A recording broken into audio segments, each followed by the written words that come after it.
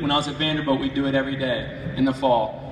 We'd take a swing off the tee, run, pick it up, front of the bag, we'd do it for 10 minutes. And he just wanted to get it ingrained, just get it ingrained that you're hitting the front of that bag. Just like Jake showed you right there. Now let's say we hit one through the infield. Hit one through the infield, we call it the banana turn. I know you guys probably taught a lot of your guys the banana turn. And this is what we're gonna do to make sure we're getting a good angle towards second base. So if we can take an extra bag, maybe it's a double. So Carl's gonna represent our banana turn right here. So if he hits it, let's say he hits it past the shortstop. He takes his hard steps, he picks up the ball, sees it's gonna go through the infield. As soon as he sees it's gonna go through the infield, he knows he's gonna be rounding that bag. So when he rounds his bag, he wants to do it aggressively and to the point where he can get an angle where he's coming, hitting the inside of the bag. Inside of the bag. I don't have a preference, right foot, left foot, either or for me. But you want to make sure you're at a good angle to get downhill towards second base, have the best angle. So when your guys come out of the box, they're coming out, they're picking up the ball, they read, oh, I want to get a double. They get their banana turn, they're hitting the inside of that bag so they can go straight to second, straight downhill. So Carl's going to do it slow for us, Carl.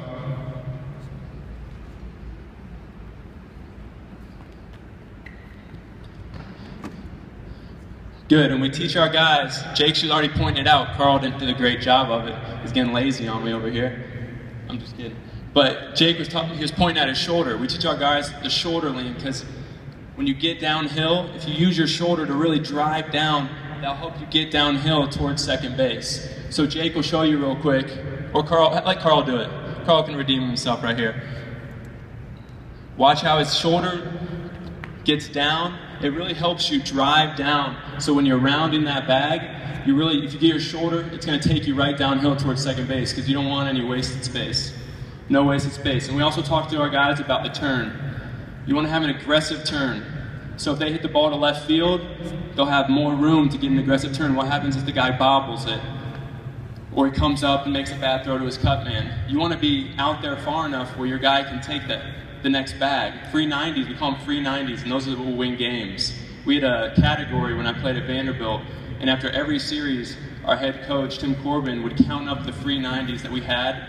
In every series we won the free 90s category.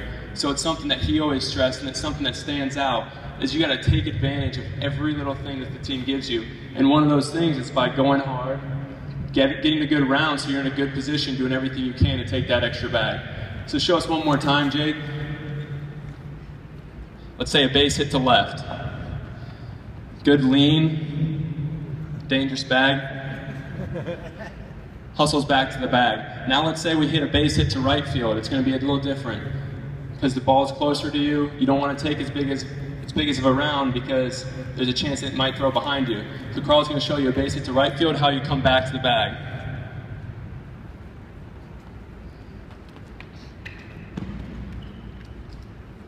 Good, good.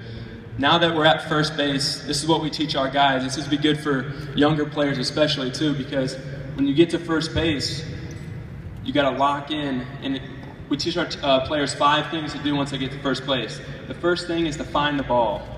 We want them to find the ball because that way they're locked into the play.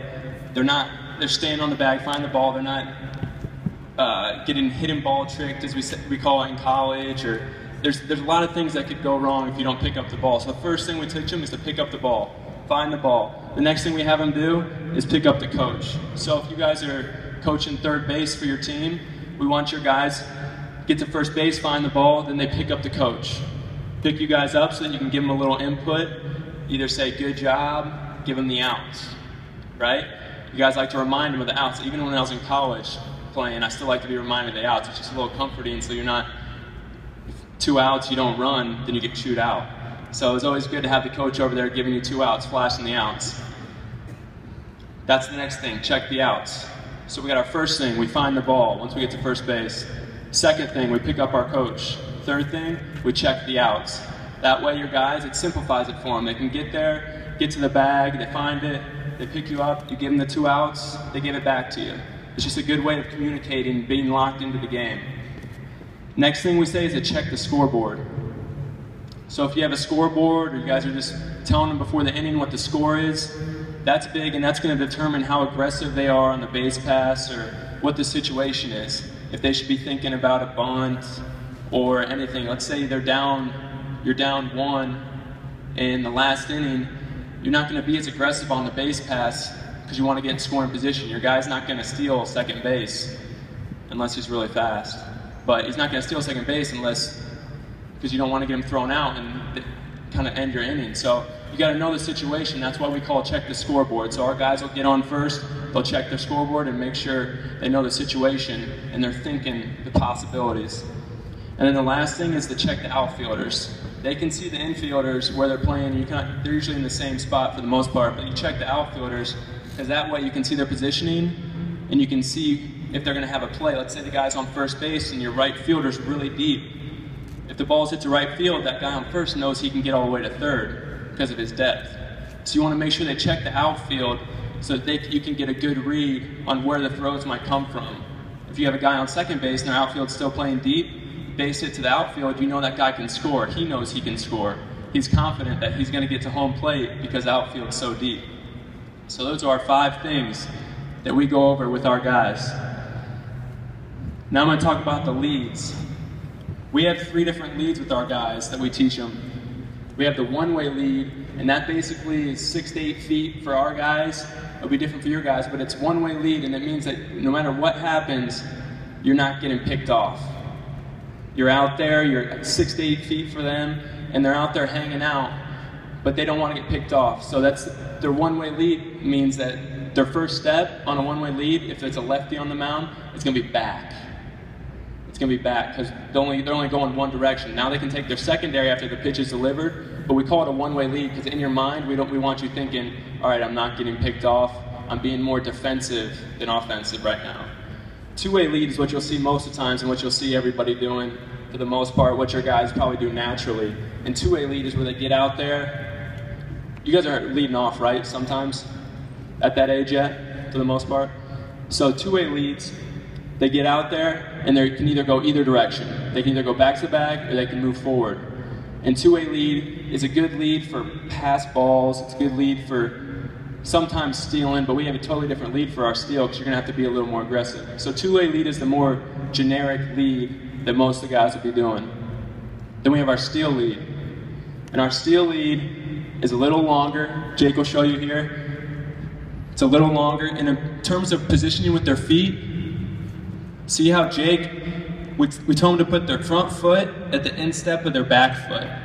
And their foot slightly open, just like Jake's doing right here. Jake's a fast guy, he likes to steal bags, and this is where it all starts. We teach him that because if your feet are in this position, athletic position, a little farther and shorter width apart, we're able to get our hips are already kind of open, so we're not fighting ourselves once we start to run. So if he's in a steal lead and he's here, he's able to fire through without having to step over. If he's closed off and his feet are straight, facing the batter, he has to come across, he has to open up first and come across his hips to get a good jump.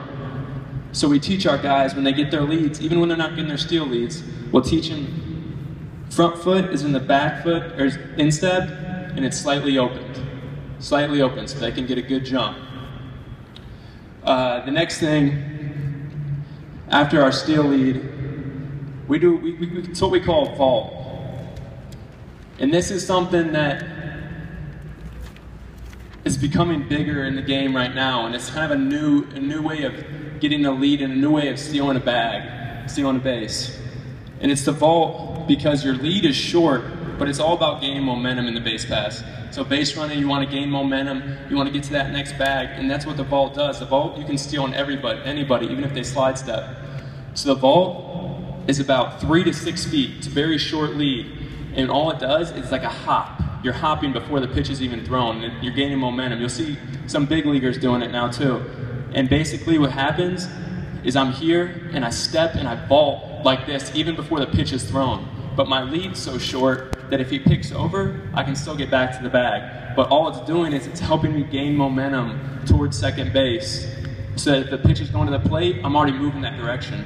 I'm ready to go. And why we teach it is because we have some guys, these guys are both fast and can steal bags, but we have some guys that aren't as fast, but this gives them the ability to steal the bag still. It gives them the ability to get their momentum going, because if they get a good jump, anybody can steal with a good jump. I'm a firm believer in that. I had guys on my team last year, not fast guys, not even that very athletic, but would steal bags just because they would have so much momentum going in the right direction that they were already ahead of the game. So that's what we call our vault. So those are the 3 different leads we do. We have our one-way lead, two-way lead, which is the most popular, and then our steal lead. And the vault stems off that steal lead. Now in terms of once you're on the base path, this is something that I teach differently that a lot of people teach the certain way, but I've learned this way and I thought it made more sense with flight of ball with line drives. So line drives, a lot of times coaches teach to freeze. They say freeze on a line drive. I'm sure all of you have heard it.